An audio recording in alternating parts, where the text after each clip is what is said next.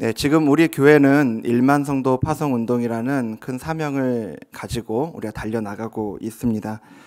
이 1만 성도 파송 운동 진행이 되면서 우리가 지난 시간 또 참여 조사도 하고 했는데요. 그 참여 조사를 딱 눈앞에 두면은 우리는 당장 이제 눈앞에 내가 분리개척 교회를 갈 것인가, 아니면 동네 작은 교회 갈 것인가, 아니면 분당 우리 교회에 남을 것인가, 이런 고민들과 이제 선택의 기로에 놓이게 되죠. 그리고 우리가 이런 선택들을 할 때 우리가 공통적으로 좀 가지게 되는 그 고민들이 있는 것 같습니다. 그 고민되는 지점이 있는데, 바로 내가 선택하는 교회가 얼마나 건강한 교회인가, 이런 것들을 우리가 궁금해하면서 그런 것들 또 건강한 교회이기를 또 꿈꾸면서 우리가 교회를 선택하게 됩니다. 제가 이제 사역하면서 신방도 하고 성도들과 만나서 이야기를 나누다 보면은 성도들 안에 느껴지는 것들이 있어요. 우리 성도님들이 정말 우리 분당 우리 교회가 참 건강한 교회구나라는 그 자부심을 많이 갖고 있다라는 걸 제가 사역하면서 많이 느끼거든요.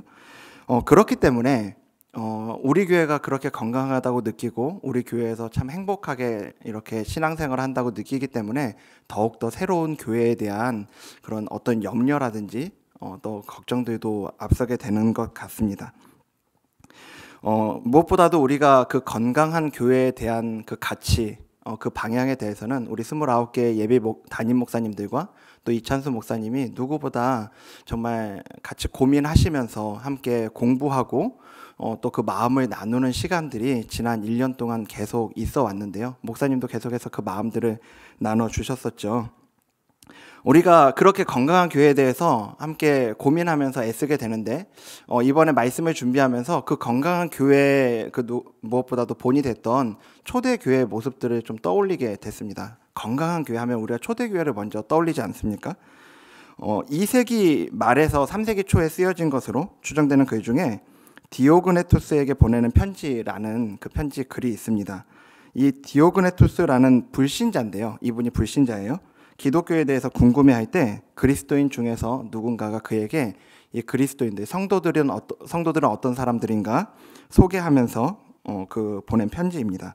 거기에 있는 글을 제가 잠깐 좀 읽어드릴게요. 그리스도인들이 다른 사람과 구별되는 것은 출신지가 다르다거나 이상한 언어를 사용한다거나 다른 특별한 옷을 입고 있기 때문이 아닙니다. 그리스도인을 각자의 운명에 따라 그리스나 다른 도시에 흩어져서 사는데, 그들이 속해 있는 영적 세계에 특수하고 역설적인 법을 따라 살되 의식주의 생활 방식은 온전히 그 지방의 관습에 따라 삽니다. 그들은 각자 자신들의 나라에 살면서도 마치 나그네처럼 살아갑니다. 시민으로서의 모든 의무를 수행하지만 외국인처럼 모든 것을 참습니다. 그들은 모든 낯선 나라를 자신의 고향처럼 생각하지만 모든 나라가 그들에게는 타향과 같습니다. 중략하고요. 그들은 무명한 사람들인데도 비난과 정죄를 당합니다. 죽음을 당하는 것 같은데 살아 있습니다. 가난하면서도 많은 사람들을 부유하게 만듭니다. 가진 게 없으면서도 모든 것에 넉넉합니다. 비난을 받지만 그것을 자랑스럽게 여깁니다. 저주를 당하면서도 축복합니다. 선을 행하면서도 범죄자처럼 처형을 당합니다. 처형을 당할지라도 다시 살 것을 생각하고서 기뻐합니다. 그들은 땅에 살지만 천국 시민입니다. 네, 이렇게 디오그네투스라는 사람에게 보내는 편지 글이 있었는데요. 여기에 나와 있는 것처럼 초대교회의 성도들은 땅에 살아가고 있지만 천국 시민들이었습니다. 우리를 보는 이들에게 이런 고백이 나올 수 있는 공동체라면, 그런 교회라면 정말 건강한 교회라고 할 수 있지 않겠습니까? 초대교회 성도들은 단순하게 잘 참은 사람들은 아니었어요. 당시의 가치관, 그리고 당시의 그 상식을 모르는 괴짜들도 아니었습니다. 그들이 다른 점이 있다고 한다면 이런 부분들이 달랐던 것이 아니라, 세상은 모르는 것을 알고 있었고요. 그리고 세상이 보지 못하는 것을 보았고, 세상이 갖지 못한 약속을 받아 가지고 있던 사람들이 바로 이 초대교회 성도들이었다는 거죠. 그들은 그들의 삶을 통해서 바로 그걸 보여주었습니다. 그래서 그들을 보는 사람들은 그들을 일컬어서 땅에 살지만 그들은 천국 시민이다, 그렇게 불렀습니다. 그들이 다르게 살 수 있었던 힘은요, 그들 자신이 갖고 있었던 인내력이나 어떤 좋은 성품이 아니라 바로 천국, 그 영원한 안식에 대한 분명한 인식에 있었다라고 하는 겁니다. 오늘 이 밤에 저와 여러분에게도 초대교회 성도들이 가지고 있었던 그 영원한 안식에 대한 분명한 인식이 있기를 간절히 소망합니다. 이 디오그네투스의 편지가 불신자들에게 천국 시민으로 살아가는 그리스도인들을 설명하기 위한 그래서 보내진 편지였다면, 그리스도인들에게 그러한 삶을 살아내기를 권면했던 편지가 바로 오늘 우리가 읽은 히브리서 말씀이죠. 오늘 히브리서 기자는 성도들에게 이렇게 권면합니다. 4장 11절인데요. 한번 우리 같이 읽을까요? 시작. 그러므로 우리가 저 안식에 들어가기를 힘쓸지니 이는 누구든지 저 순종하지 아니하는 본에 빠지지 않게 하려 함이라. 아멘. 그러므로 우리가 저 안식에 들어가기를 힘써야 된다라고 권면하고 있어요. 여기 이 안식이라는 표현과, 안식은 되게 편안한 거 아닙니까? 쉼 아닙니까? 그리고 그 말과 힘쓰다라는 이 표현은 별로 어울리는 말은 아닐 겁니다.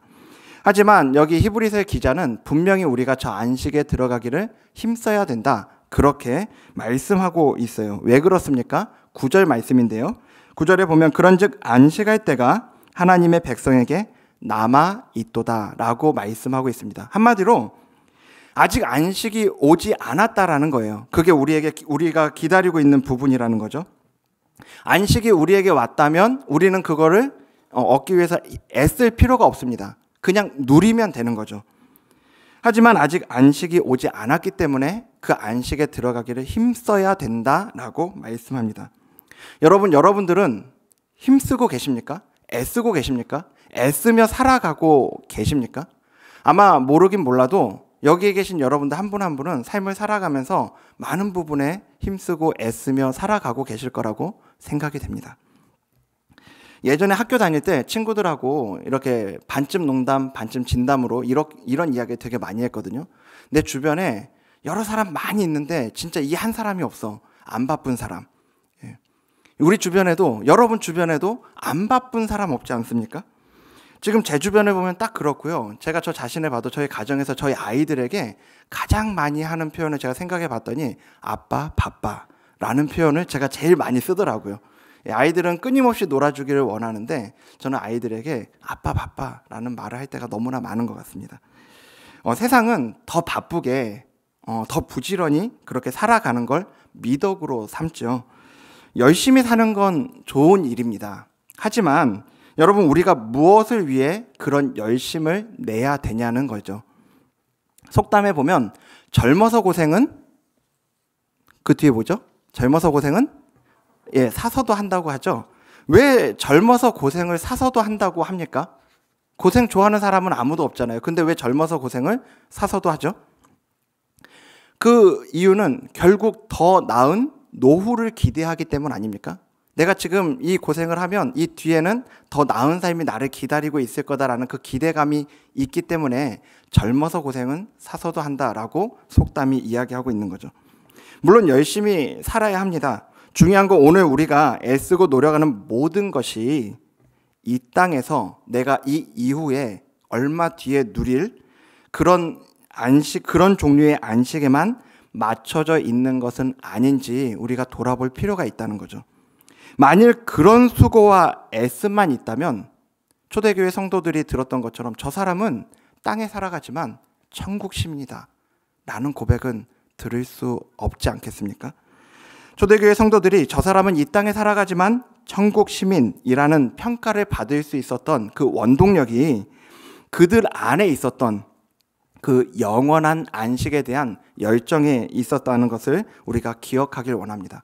혹시 요즘 여러분들의 삶이 건조하게 느껴지고요, 다람쥐 쳇바퀴 돌아가듯이 살아가고 있다는 그런 생각이 드는 분이 계시다면 여러분 안에 주님이 분명하게 우리에게 약속하셨던 그 영원한 안식, 완전하신 주님 품 안에서 누릴 그 행복에 대한 초점을 한번 점검해 보셨으면 좋겠습니다. 그리스도인들이 이 초점을 놓치고 그 영원한 안식에 대한 인식이 희미해질 때 우리는 그리스도인 다움을, 그 힘을 잃을 수밖에 없다는 거죠.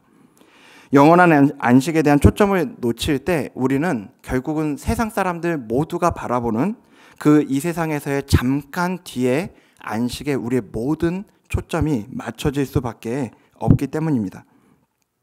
저는 하나님께서 약속하신 이 영원한 안식에 대한 열정이 다시 한번 하나님께서 이 밤에 우리 모두에게 회복시켜주는 은혜를 주시기를 간절히 소망합니다. 그런데 오늘 본문은 그 안식에 들어가기를 힘쓰라라고 권면하면서 경고를 곁들이고 있어요. 11절 하반절인데요. 거기 보면 이는 누구든지 저 순종하지 아니하는 본에 빠지지 않게 하려 함이라 라고 말씀합니다. 이 말씀을 우리가 더 잘 좀 이해하려면 4장 1절 말씀하고 연결해서 이해하면 좋은데요. 4장 1절에 이렇게 말씀합니다. 그러므로 우리는 두려워할지니 그의 안식에 들어갈 약속이 남아있을지라도 너희 중에는 혹 이르지 못할 자가 있을까 함이라. 안식에 대한 약속을 받았지만요, 그 안식에 들어가지 못한 이들이 있었고 너희도 그렇게 되지 않도록 조심하라는 거예요. 그럼 그들이 누굽니까? 바로 이런 이들이 누구였죠? 바로 광야에서의 이스라엘 백성들이었죠. 광야의 이스라엘 백성들에게 약속된 그 안식이 주어지는 곳이 어디였을까요? 바로 약속의 땅 가나안 아닙니까? 그들은 분명히 가나안 땅에 대한 약속을 모두가 받았었습니다. 그런데 애굽 땅에서 나온 이스라엘 백성들이 모두가 그 약속을 성취했던 건 아니에요. 그 안식을 취한 건 아니었죠. 모세와 함께 애굽에서 나와서 가나안 앞에 이른 이 이스라엘 백성들은요, 가나안 땅에 들어가기 전에 정탐꾼을 보내죠. 그리고 정탐꾼들이 다녀온 다음에 돌아온 정탐꾼들이 이야기합니다. 그 땅 너무 좋은 땅인데 그 땅에 너무나도 강한 이들이 살고 있어. 그들 앞에 우리는 메뚜기와 같다라고 이야기를 합니다. 도저히 이길 수 없다라는 이 말에 이스라엘 백성들의 마음은 무너집니다. 그리고 그 땅에 대한 기대감이 무너지면서 그 모든 무너짐은 하나님에 대한 원망으로 나타나죠. 그리고 그 결과는 우리가 잘 알고 있는 것처럼 광야에서의 40년의 시간이었습니다. 히브리서 4장 2절은 그래서 이렇게 이야기합니다. 같이 한번 읽을까요? 읽겠습니다. 시작. 그들과 같이 우리도 복음 전함을 받은 자이나 그러나 들은 바 그 말씀이 그들에게 유익하지 못한 것은 듣는 자가 믿음과 결부시키지 아니함이라. 아멘.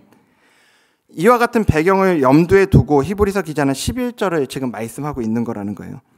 이스라엘 백성들은 그들에게 약속된 그 안식의 땅 가나안을 눈앞에 두고 원망을 버무린 그 불순종의 자리로 나아갔는데 그 이유가 바로 그들이 받은 약속과 믿음을 결부시키지 않았기 때문이라는 거죠. 특히 11절에서 순종하지 아니하는 본에 빠지지 않게 하려 함이라 라는 이 표현에 사용된 빠지다라는 표현은요, 완전히 넘어지는 걸 의미해요. 그냥 실수하거나 넘어졌다 다시 일어설 수 있는 수준을 이야기하는 게 아니고 완전한 배교를 이야기하는 거죠. 당시 그리스도인 중에서는요, 이 믿음을 저버리고 배교하는 일들이 있었을 뿐 아니라요, 특히 이 히브리서의 1차적 독자는 히브리인들 중에서의 그리스도인들이었는데 그들은 핍박을 받는 상황에서 믿음으로만 구원받는다는 그리스도 중심의 신앙을 버리고 과거의 율법주의적인 그런 유대교로 돌아오라는 압박을 받고 있었기 때문이에요. 우리도 마찬가지입니다. 그들만 당장 눈앞에 놓여있는 그 상황 때문에 그렇게 이전으로 돌아가려는 압박을 받고 그런 유혹을 받는 게 아니죠. 우리 역시 이런 배교에서 자유로울 수 있는 사람은 아무도 없습니다. 우리가 오늘 우리의 구원을 확신할 수 있는 것은 과거에 내가 무엇을 했다라는 것에 달려있지 않다라는 거예요. 과거의 신앙 고백이 오늘 나를 붙들어 주지는 않습니다. 아무도 자신만은 안전할 거라고 방심해서는 안 돼요. 왜냐하면 오늘도 사단은 우는 사자와 같이 두루 다니며 삼킬 자를 찾고 있기 때문입니다. 그 누구보다 탁월한 전략을 갖고 있는, 탁월한 지혜를 갖고 있는 사단은 오늘도 어떻게 하면 우리가 넘어지는지, 그리고 그 자리에 넘어져서 다시는 일어서지 못할지 잘 알고 있습니다. 그래서 우리는 다 넘어져도 나만은 괜찮을 거야 라는 그런 헛된 착각에 빠져서는 안 돼요. 심지어는 누구보다 뛰어난 그리스도인이었다고 생각되는 사도 바울도 이렇게 이야기합니다. 고린도전서 9장 27절인데요. 내가 내 몸을 쳐 복종하게 함은 내가 남에게 전파한 후에 자신이 도리어 버림을 당할까 두려워함이로다. 예. 그럼 우리가 이 믿음을 가지고 안식에 이르기를 힘쓰기 위해서 우리가 어떻게 해야 할까요? 오늘 본문을 통해서 두 가지로 살펴보기를 원하는데요. 안식에 이르기를 힘쓰려면 첫 번째는 말씀 앞에 서야 한다는 겁니다. 뭐라고요? 말씀 앞에 서야 한다고요. 히브리서 4장 12절과 13절 말씀인데요. 하나님의 말씀은 살아있고 활력이 있어 좌우의 날선 어떤 검보다도 예리하여 혼과 영과 및 관절과 골수를 찔러 쪼개기까지 하며 또 마음의 생각과 뜻을 판단하나니 지으신 것이 하나도 그 앞에 나타나지 않음이 없고 우리의 결산을 받으시기에 눈앞에 만물이 벌거벗은 것 같이 드러나느니라. 아멘입니까? 예, 이 말씀 많이 암송하고 계시죠? 예, 이 말씀만 떼서 우리가 굉장히 많이 암송하는 구절이 여기 히브리서 4장 12절 13절 말씀입니다. 하지만 우리가 지금 방금 전에 읽었던 이 맥락에서 이 말씀을 조금 이렇게 다시 한번 바라본다면요, 우리가 평소에 이 말씀의 능력은 그렇지 이렇게 위대하지 라는 생각으로 암송했던 이 말씀이 조금은 다르게 좀 보이지 않습니까? 왜 히브리서 기자는 지금까지 광야에서의 이스라엘 백성들을 빗대어서 저들처럼 순종하지 아니하는 그 본에 빠지지 않도록 조심해라, 그런 배교의 위험성을 조심해라 라고 이야기하면서 갑자기 하나님의 말씀의 능력에 대해서 이야기하고 있는 겁니까? 이 본문에서 살아있는 하나님의 말씀이 하는 역할이 뭐라고 이야기하고 있는 겁니까? 말씀 많이 읽으면 복 받는다고요? 말씀 기억하면은 하는 일이 다 잘 될 거라고요? 아니요. 바로 우리의 마음과 생각과 뜻을 판단한다는 거죠. 모든 것이 그 앞에 벌거벗은 것과 같이 드러나게 한다. 그래서 그 누구도 바리새인들이나 예수님 앞에 나와왔던 그 부자 청년과 같이 외식으로 자신을 꾸밀 수 없게 한다는 거예요. 그러니까 이 구절은 이 맥락을 가지고 우리가 다시 한번 이 뜻을 살펴본다면 우리가 지금 과연 믿음을 가지고 그 안식에 들어가기를 힘쓰며 믿음으로 살아가고 있는지, 잘 따라가고 있는지, 그렇지 않은지를 이 말씀을 통해서 우리가 정확하게 알 수 있다는 거예요. 살아있는 하나님의 말씀이 우리를 감찰하시고 우리 자신이 어떤 상태인지, 어떤 존재인지 하나님 앞에 정직하게 드러나게 하는 능력이 바로 이 말씀의 능력이라고 알려주고 있는 겁니다. 다시 말하면 하나님의 말씀이 우리의 믿음이 저 안식에 들어갈 수 있는 살아있는 믿음인가, 아니면 저 불신앙으로 순종하지 않고 광야에서 죽어간 이들처럼 죽은 믿음인가를 드러나게 한다는 거죠. 여러분, 오늘 이 살아있는 말씀이, 하나님의 말씀이 우리에게 선포될 때, 우리에게 들려질 때, 여러분이 그 말씀 앞에 서실 때 여러분은 무엇을 구하고 또 무엇을 경험하고 계십니까? 지금 우리는 그리스도 중심의 성경 읽기를 통해서 계속 말씀을 읽어 나가고 있죠. 예, 지금 고개를 끄덕끄덕 하시는 분들은 자신 있게 나 그래 말씀 읽고 있어 이런 분들일 것 같아요. 예, 저희 가정에서도 올해 이 그리스도 중심 성경 읽기를 시작하면서 아이들과 함께 이 말씀을 읽어 나가고 있습니다. 아이들과 함께 읽어 나가다 보면은 이제 드라마 바이블을 틀어놓고 같이 말씀을 읽고 있는데요. 하다가 중간에 몇 번을 멈춰야 되는지 모릅니다. 아이들이 계속 물어봐요. 그럼 이제 몇 번 질문해주다가 아니 그냥 제발 읽어 이렇게 이야기할 때가 종종 있습니다. 예. 그런데 어느 날은 저희 아이 중에 한 명이 이런 이야기를 하더라고요. 아빠, 근데 성경은 이렇게 이야기하고 있는데 나는 믿어지지가 않아. 이런 이야기를 하더라고요. 사실은 조금 충격이었어요. 너무 평소에 큐티도 잘하는 아이였고 이 말씀에 대해서도 예배 태도도 우리 세 아이 중에 가장 좋은 아이였고, 예. 이 아이는 잘 크고 있구나라고 생각을 했었기 때문에 아이가 처음에 그 말할 때 처음에 조금 당혹스러웠습니다. 하지만 곧 아이에게 그래, 네가 지금 그걸 깨달은 게 은혜다라고 이야기를 했어요. 여러분, 우리에게 믿음 없음을 깨달을 수 있는 건 정말 은혜입니다. 사실은 그래서 그 뒤로 아이들 위해서 제가 이제 밤마다 아이들을 위해 기도를 해주는데요. 아이들이 그 기도를 받고 하는데 제가 아이들을 위해서 기도해 줄 때 이렇게 잘 자라게 해주시고 예수님 닮아가게 해주시고 이런 기도를 이렇게 계속해서 해왔거든요. 근데 그날 밤에 아이에게 그 이야기를 듣고 난 이후로 아이들을 위해서 기도할 때 제가 꼬박꼬박 하는 기도가, 하나님, 말씀을 읽을 때 그 말씀을 통해서 우리 아이들에게 믿음이 생기게 해주세요 라는 기도를 꼭 하게 되더라고요. 여러분, 하나님의 말씀은 우리를 하나님 앞에 정직하게 드러나게 합니다.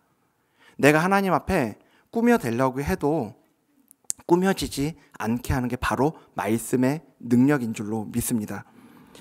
여러분, 그래서 우리는 오늘도 기도하면서 말씀을 듣고요, 말씀을 읽어야 합니다.